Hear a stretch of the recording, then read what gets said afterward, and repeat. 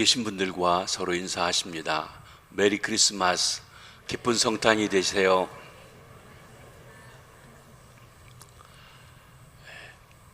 성탄절을 앞둔 주일 주 앞에 나와 예배하시는 모든 성도님들에게 하나님의 은혜와 평강이 함께 하시기를 바랍니다. 우리 구주 예수님께서는 2017년 전 헤로드 왕이 다스리고 있을 때 유대 지방의 베들레헴이라고 하는 조그마한 마을에서 탄생하셨습니다. 성탄절은 우리 주님의 탄생을 축하하는 날입니다. 우리 주님의 성탄을 가장 아름답게 축하하는 것은 우리 주님께 참다운 경배를 드리는 것입니다. 성경에 보면 가장 모범적으로 구주의 성탄을 축하하며 경배한 사람들은 동방에서 온 박사들입니다. 그들은 누구이며 어떻게 주님을 경배했습니까? 저는 오늘 본문 말씀을 가지고 동방 박사들의 신앙의 모범을 함께 살펴보며 은혜를 나누고자 합니다. 먼저 그들은 먼 동방에서부터 왔습니다. 1절 말씀을 함께 보시겠습니다. 시작. 헤로드 왕 때에 예수께서 유대 베들레헴에서 나심에 동방으로부터 박사들이 예루살렘에 이르러 말하되, 이들은 누구이며 그들이 온 동방이 어디 있는지 성경은 구체적으로 말씀해주고 있지 않습니다. 여기 동방은 예루살렘 동쪽에 위치한 특별한 땅으로 페르시아, 바벨론, 메데, 아라비아 등 문화가 발달한 지역 중 어느 한 곳일 것입니다. 한 전설에 의하면 이들은 바벨론으로부터 왔으며 백발의 흰 수염을 가진 멜콘, 홍안의 청년 가스퍼, 중년의 발사살 세 사람이었다고 말하기도 합니다. 그러나 성경은 이들이 동방에서 온 박사라고만 말할 뿐 자세한 내용을 말해주는 것은 없습니다. 이들은 아기왕 예수를 만나기 위해서 먼 길을 왔습니다. 가족도 버려두고 왔습니다. 하던 일도 멈춰두고 왔습니다. 죽음의 위협을 무릅쓰고 왔습니다. 큰 모험을 하고 왔던 것입니다. 구주를 만나는 데에는, 아기왕을 만나는 데는 결단과 희생이 따르는 것입니다. 동방의 박사들은 모든 것을 걸고 예수님을 경배하러 왔던 것입니다. 예배란 하나의 종교의식이 아닙니다. 그저 예배 시간에 와 앉아있기만 하면 되고 주일날 늦게든지 언제든지 왔다 가기만 하면 예배 드린 것은 아닙니다. 참된 경배란 어떤 면에서는 생명을 걸고 하나님을 만나는 결단이요 헌신이며 모든 것을 거는 모험인 것입니다. 오늘날 수많은 사람들이 교회에 다닙니다. 그러나 하나님께 경배하는 태도에 따라서 은혜 받는 모양, 은혜 받는 질이 다른 것입니다. 목사가 설교하고 찬양대가 찬양하고 기도하는 사람이 기도를 얼마나 잘하느냐에 따라서 은혜 받는 것만은 아니라는 것입니다. 같은 말씀을 들어도 은혜 받는 사람도 있고 못 받는 사람도 있습니다. 예수님의 씨 뿌리는 비유에서처럼 씨 뿌리는 사람과 씨의 내용은 같은데 그 사람이 마음밭이 어떠냐에 따라서 열매 맺는 정도가 다르다고 했던 것입니다. 여러분이 어떤 태도로 하나님을 만나러 오느냐에 따라 은혜를 받느냐 못 받느냐 하는 것이 결정되어지는 것입니다. 신앙이란 생명을 건 모험입니다. 동방 박사들이 표를 따라 그 먼 길을 올 때 그들은 죽을지도 몰랐습니다. 중간에 도적대를 만나 보물을 다 빼앗길지도 몰랐습니다. 더군다나 그들은 목적지 곧 아기왕이 태어난 장소도 정확하게 알지 못했습니다. 무작정 그들에게 나타난 징조인 별을 보고 별을 따라서 걸어왔던 것입니다. 그렇게 해서 아기왕 예수 그리스도를 만나게 된 것입니다. 신앙이란 생명을 건 모험입니다. 사랑하는 성도 여러분, 오늘 이렇게 예배하러 오셨는데 여러분은 어떤 마음의 자세를 가지고 오셨습니까? 혹 친구를 만나러 오신 분은 아니 계십니까? 주일 오긴 왔는데 교회에 빠질 수는 없고 습관적으로 나오신 분은 아니 계십니까? 그런 마음으로 하나님을 만나지겠는지 돌아보시기 바랍니다. 하나님을 만나는 태도, 이것은 참된 경배의 첫 번째 요건이라 할 것입니다. 생명을 걸고 하나님을 만나려고 애써 보시기 바랍니다. 어떤 희생의 작가를 치르더라도 손해를 보더라도 나는 하나님을 만나가겠다. 하나님께 예배하는 것을 소중히 여기겠다. 그것을 모든 것 위에 최우선으로 삼겠다. 그렇게 결단하시기 바랍니다. 그러면 하나님이 만나지고 여러분을 옆에 계신 주님을 알게 될 것입니다. 왜 그렇게 많은 세월 동안 하나님이 멀리 느껴지시는지 아십니까? 그것은 바로 하나님을 만나고자 하는 강력한 욕구가 우리에게 없기 때문이 아닌지요. 하나님을 만나기 위한 결단, 하나님을 만나기 위한 헌신이 없기 때문이 아닌지요. 참된 경배는 헌신과 희생을 요구합니다. 근본 성탄 계절에 동방 박사들처럼 아기왕 예수 그리스도를 만나 경배하겠다고 하는 결단과 헌신이 여러분에게 새롭게 있어지시기를 바랍니다. 두 번째, 그들은 별을 보고 따라왔습니다. 2절 말씀을 한번 보시겠습니다. 시작. 유대인의 왕으로 나신 이가 어디 계시냐? 우리가 동방에서의 그의 별을 보고 그에게 경배하러 왔노라 하니. 동방에서 그의 별을 보고 왔다 그랬습니다. 여기 박사라고 하는 성경 원어인 헬라 말에는 마고이라고 했는데 일반적으로 박사, 박수, 점쟁이 또는 꿈을 해석하는 신통력을 가진 사람을 가리키는 말로 사용되었습니다. 그러나 본문에서 이들이 별을 보고 왔다는 것을 볼 때 천문학 또는 점성학에 해박한 지식을 가진 그런 존귀한 자들로 보여집니다.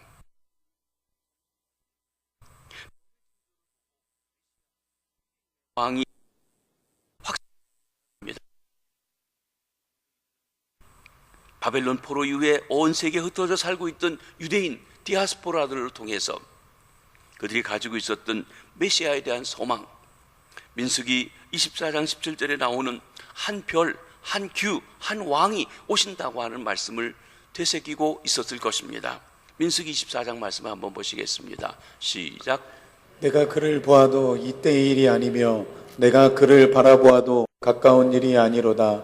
한 별이 야곱에게서 나오며 한 규가 이스라엘에게서 일어나서 모압을 이쪽에서 저쪽까지 쳐서 무찌르고 또 셋의 자식들을 다 멸하리로다. 메시아를, 왕을 한 별이라고 했습니다. 한 규라고 얘기했던 것입니다. 수많은 사람들이 같은 별을 보았지만 거기에 아무런 의미를 찾지 못했습니다. 좀 이상한 별이 있다는 정도로 그쳤습니다.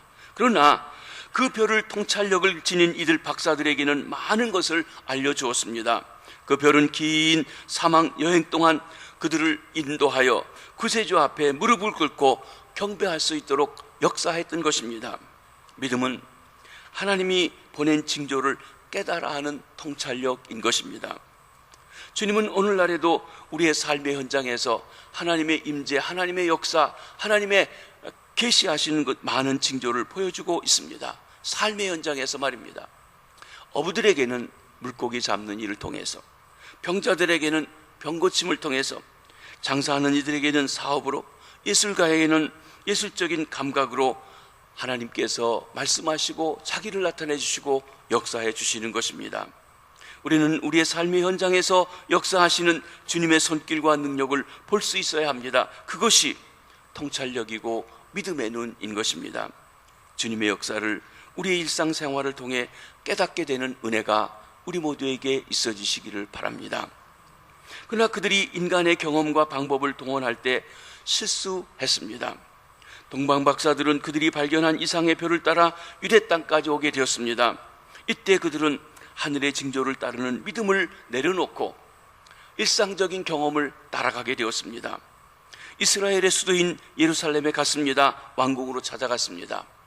아기왕은 당연히 왕궁에 태어날 것이라고 하는 상식을 따랐던 것입니다. 그것이 그들에게 실수였던 것입니다. 이들은 불안한 왕 헤롯을 자극하여서 수많은 어린아이들을 피를 흘리게 하는 일을 저지르고 말았습니다. 헤롯 왕은 정통성이 약한 몹시도 불안한 왕이었던 것입니다.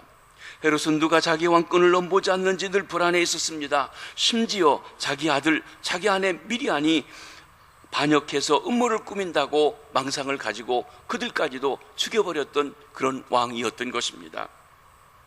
우리도 그렇습니다. 믿음으로 결단하고 하나님을 잘 섬기다가도 우리가 하나님을 의지하기를 멈추고 내 경험, 내 상식, 내 주장에 사로잡히게 되면 실수하게 됩니다. 그로 인해 많은 피해를 내기도 합니다. 나쁜 영향을 끼치기도 합니다. 믿음은 상식을 넘어 역사합니다. 우리가 상식으로, 경험으로, 이성으로 일할 때 믿음이 중단되는 것입니다. 때로 우리 중에 많은 지식도 있고 경험도 있고 누구보다 똑똑한 사람들이 종종 그런 우를 범합니다. 믿음보다는 상식에, 지식에 의존해서 하나님의 역사를 바로 알아보지 못한다는 것입니다. 동방의 박사들이 아기 예수를 만난 것은 다시 별을 따라갔을 때이었습니다. 하나님이 주신 징조를 믿음으로 따라갔을 때입니다. 동방의 박사들이 헤롯 궁에 소란을 해놓고 서기관들과 제사장들을 통해서 베들레헴에서 메시아가 아기 왕이 탄생하실 것이라고 하는 소식을 들었습니다. 그들이 헤롯 궁을 떠나갔을 때 그 별이 그 자리에 있었습니다. 아니, 그들을 앞서서 나갔던 것입니다. 그들이 믿음의 눈으로 발견했던 그 별이 다시 나타났습니다. 그리고 그 별을 따라갔을 때 아기 왕이 있는 집에 도달하게 되었습니다. 본문 9절 말씀을 한번 보십니다. 시작. 박사들이 왕의 말을 듣고 갈새 동방에서 보던 그 별이 문득 앞서 인도하여 가다가 아기 있는 곳 위에 머물러 서 있는지라. 그 별은 아기 있는 곳 위에 머물러 섰다고 했습니다. 여기 우리가 깨닫게 하는 말씀이 있습니다. 하나님을 경배하고 그 일을 하는 것은 믿음으로 하는 것이라 하는 것입니다. 믿음은 상식 이하가 아닙니다. 어떤 경우에 사람들이 믿음으로 한다고 하며 상식도 그렇게 할 수 없는 일을 하면서 믿음이라고 그렇게 대체하는 경우도 있습니다. 잘못입니다. 그러나 상식만도 아닙니다. 어떤 때는 하나님이 상식적으로 일하기도 하십니다. 그런데 믿음은 상식을 넘어 역사하는 것입니다. 그러기에 우리는 늘 하나님을 바라며 그분이 주시는 징조를 바라보고 눈을 고정하며 살아가야 합니다. 우리 이성으로 확실하고 분명하다고 생각하는 것도 주님께 내어놓고 빈 마음으로 주의 뜻을 구하며 주님이 그 일을 통해 어떻게 역사하시는지 그 뜻을 묻는 믿음의 자세가, 의지하는 자세가, 바라보는 자세가 필요한 것입니다. 그것이 하나님을 만나고 그분을 경배하는 우리가 가져야 할 믿음 두 번째 요소인 것입니다. 셋째로 그들은 아기와 함께 경배하러 왔습니다. 2절 하반절에 보면 우리가 동방에서 그의 별을 보고 그에게 경배하러 왔다고 했습니다. 그리고 11절에 보면 아기왕을 만나고 경배합니다. 11절 한번 보시겠습니다. 시작. 집에 들어가 아기와 그의 어머니 마리아가 함께 있는 것을 보고 엎드려 아기께 경배하고 보배합을 열어 황금과 유향과 모략을 예물로 드리니라. 이들은 예수님께 무엇을 얻으려고 온 것이 아닙니다. 경배하러 왔습니다. 여기 우리가 하나님을 만나고 예수님을 만나고 예배해야 될 그 이유에 대해서 말씀해 주고 있습니다. 우리가 교회 나오는 이유가 무엇입니까? 예배 드리는 이유가 무엇입니까? 우리는 복 받으려고, 은혜 받으려고 생각합니다. 그러나 참다운 이유는 하나님을 경배하는 것입니다. 하나님을 예배하는 것입니다. 예배의 본질은 내가 받는 것이 아니라 드리는 것입니다. 절하는 것입니다. 시간을 드리고 물질을 드리고 재물을 드리고 드리는 것이라는 것입니다. 참다운 예배를 드릴 때 예배자에게 하나님께서 복을 주시고 은혜도 주십니다. 그러나 내가 예배하는 목적이 복 받기 위해, 은혜 받기 위해, 병 낫기 위해, 사업 잘 되는 것 위해, 자녀 잘 되는 것 위해 나온다고 하면, 그것이 목적이 된다고 하면 주객이 천도된 격이 되는 것입니다. 그것은 부수적으로 하나님을 참으로 경배하는 이들에게 따라오는 것일 뿐입니다. 그것이 없어도 참 왕이신 그분, 만왕의 왕이신 주님, 우리의 구세주가 되신 주님께 경배하는 그 위에서 주 앞에 오는 것입니다. 우리는 참으로 하나님께 경배하려는 마음이 있어야 하는 것입니다. 이들이 아기 예수께 엎드려 경배했다고 했습니다. 위대한 신앙입니다. 박사들은 가련하고 보잘것없는 한 여인의 무릎에 새로 태어난 아기를 보았습니다. 누가복음의 기사대로 한다고 하면 마구 위에 누인 아기에게 절한 것입니다. 그리고 그에게 그리스도라고, 구세주라고, 왕이라고 고백하고 있습니다. 이렇게 믿을 수 있는 사람들은 참으로 축복된 사람입니다. 사실 그들은 사회적으로 상당한 지위에 있었습니다. 그에 비해서 그들이 경배하는 아기 예수는 현실적으로 너무나 초라한 존재입니다. 그들은 나이가 많았습니다. 예수는 갓 태어난 아기입니다. 그들은 그 같은 여러 가지 인습, 자만을 굴레를 던져버렸습니다. 그리고 이 세상의 참 왕으로 오신 예수님에게 온 마음과 뜻과 정성을 다해 경배 드렸습니다. 이들은 황금과 유향과 모략을 선물로, 예물로 주님께 드려 경배했습니다. 동방박사들은 예물을 드리는 기쁨으로, 그리고 그 예물 드림을 영광으로 아는 자이었습니다. 그들은 아기와 함께 무엇을 얻거나 무엇을 구하기 위해서 찾아온 것이 아닙니다. 예물 드리기 위해서 찾아왔던 것입니다. 동서고금을 막론하고 한 나라의 최고 통치권자나 고귀한 사람을 만나거나 그에게 충성을 다짐할 때 특별한 예물을 드리러 갑니다.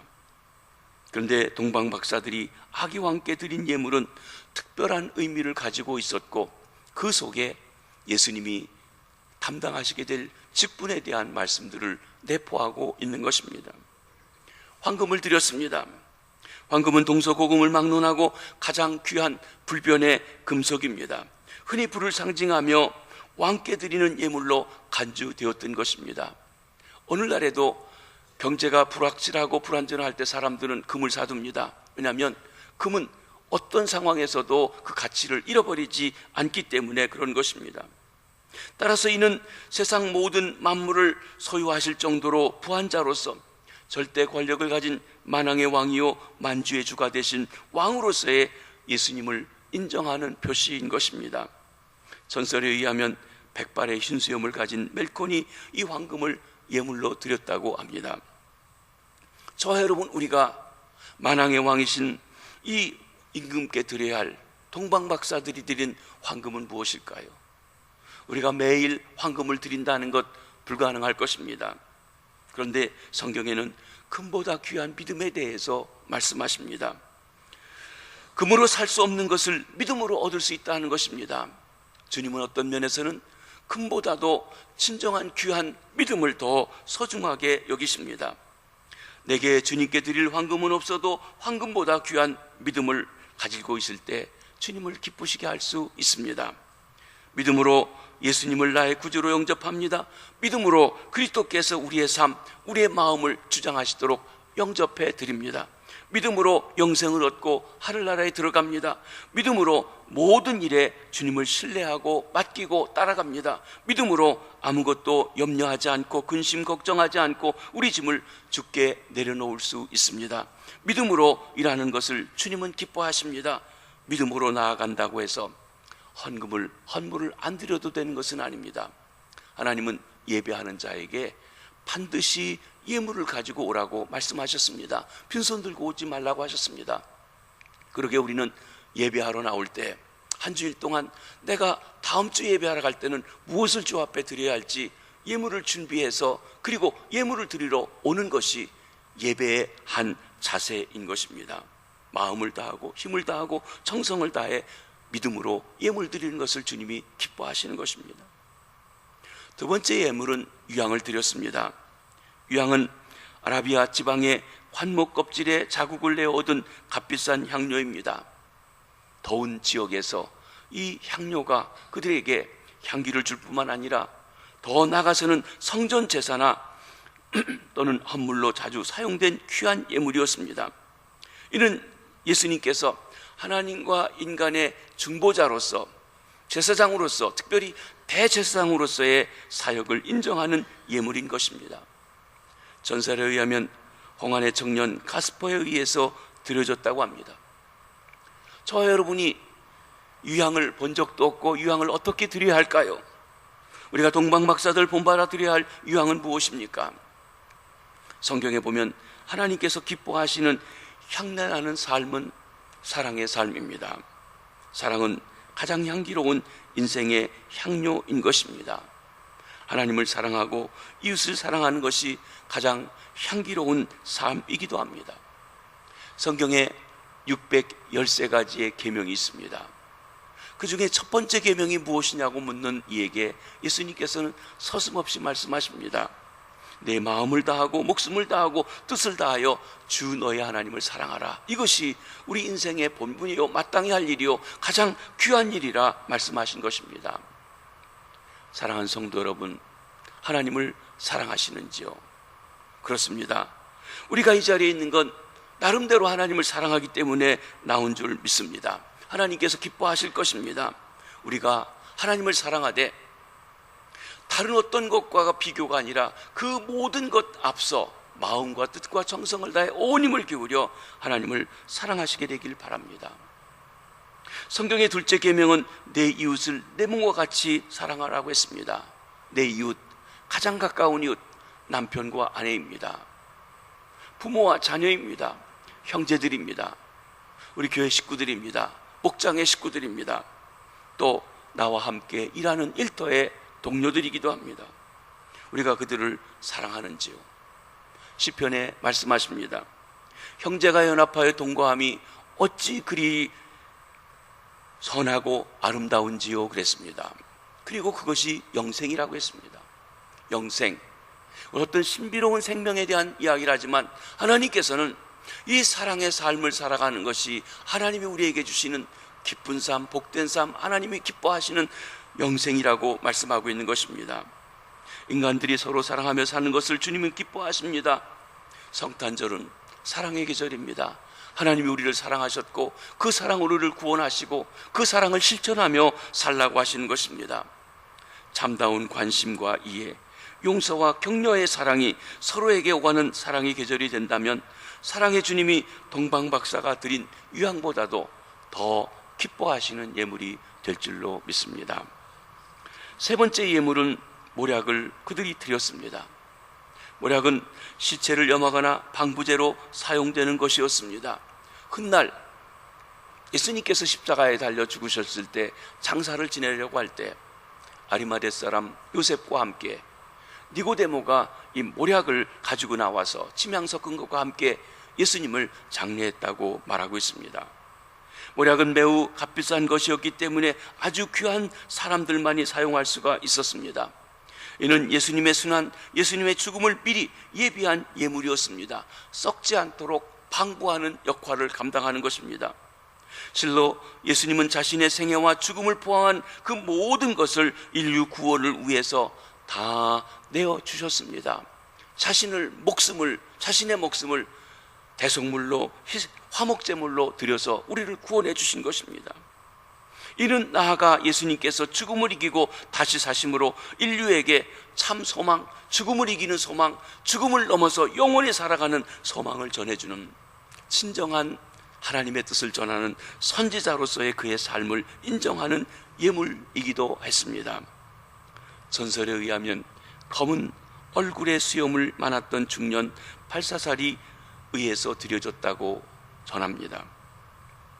우리가 모략을 본 적도 없고 구할 수도 없는데 어떻게 모략을 드릴까요?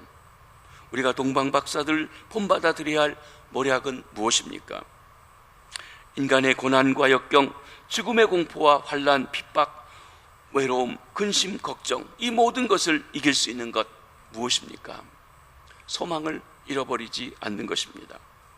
인간이 소망을 잃어버리고 절망하게 될 때 그것이 곧 죽음에 이르는 병이 됩니다. 정말 절망할 수밖에 없고 주저앉고 싶고 좌절하고 죽어버리고 싶은 어려운 처지에 계신 분은 아니 계십니까? 때로는 겉으로는 화려하고 그리고 잘 나가는 것 같은데도 내면적으로 이런 고통을 견디지 못해 죽어갈 때도 있습니다. 얼마 전에 우리 사회에 한 아이돌 그룹의 젊은 청년이 인기도 좋고 팬들도 많고 나름대로 수입도 좋고 했는데 그만 그 외로움과 절망을 이기지 못하고 자살했던 사건도 있는 것을 봅니다. 사랑하는 성도 여러분, 힘드십니까? 무거운 짐이 있으십니까?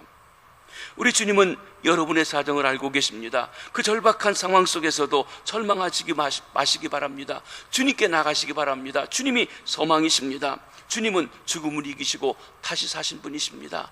날마다 우리 짐을 져주시는 분이십니다. 주님이 우리를 초대하십니다.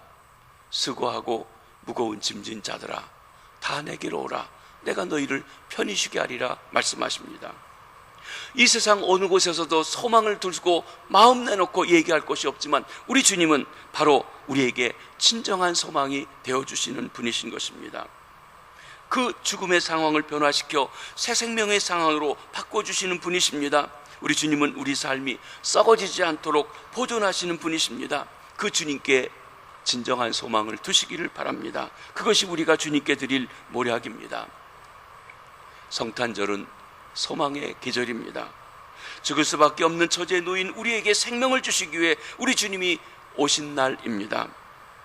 그러므로 어두운 현실에서도 눈을 들어서 우리 주님에 대한 소망으로 주님을 바라보시고 새롭게 살아가시기 바랍니다. 주님을 예배하며 살아가시기 바랍니다. 그때 주님은 동방박사들이 진 모략보다도 더 기뻐하시고 영광 받으실 줄로 믿습니다. 마지막 네 번째로 그들은 하나님의 지시에 순종했습니다. 12절 말씀을 한번 보시도록 하겠습니다. 시작. 그들은 꿈에 헤로데게로 돌아가지 말라 지시하심을 받아 다른 길로 고국에 돌아가니라. 동방박사들을 통해 발견한 마지막 예배의 요소는 순종입니다. 헤롯 왕이 그들에게 경배를 마치고 나서 자기에게 오라고 했습니다. 말로는 자기도 가서 경배하고 싶다고 했지만 자기 왕권을 불안하게 하는 그 싹을 없애버리기 위해서, 죽이기 위해서 꾸몄던 계교였습니다.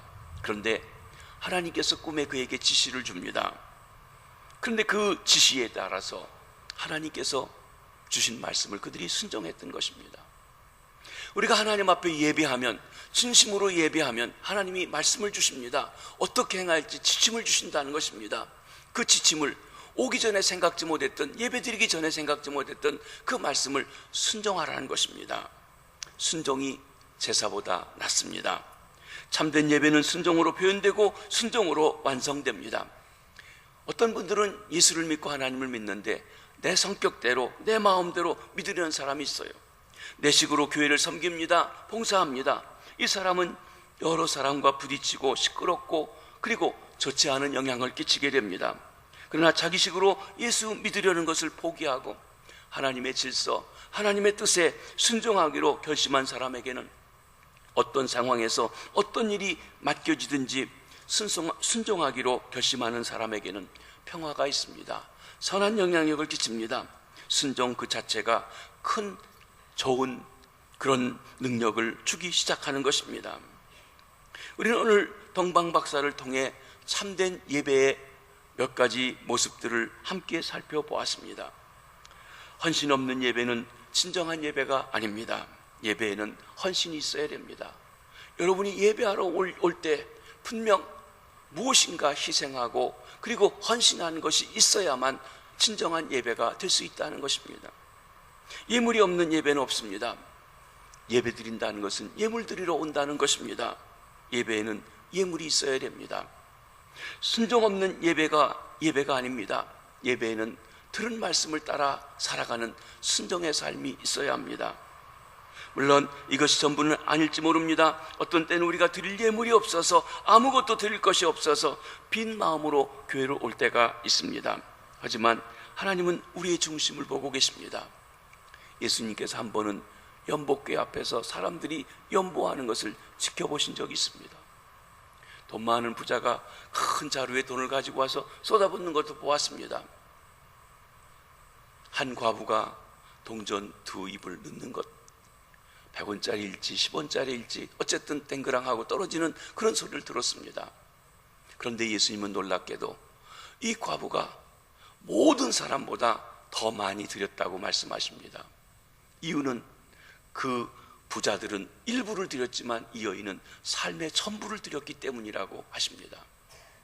우리는 때때로 객관적인 드러난 액수만 가지고 얘기하지만 주님은 그 사람의 삶에서 그것이 어떤 비중이 있는지를 주께서는 아신다고 하는 것입니다. 그렇습니다. 하나님은 우리 중심을 보고 계십니다. 사랑하는 성도 여러분, 동방박사와 같이 주님을 섬기는, 주님을 경배하는, 주님을 예배하는 진정한 축복이 있으시기를 바랍니다. 믿음의 역사, 사랑의 수고, 소망의 인내를 예물로 주 앞에 드려 주님을 경배하는 아름답고 복된 성탄 계절이 되기를 주의 이름으로 축복합니다. 기도하겠습니다. 하나님,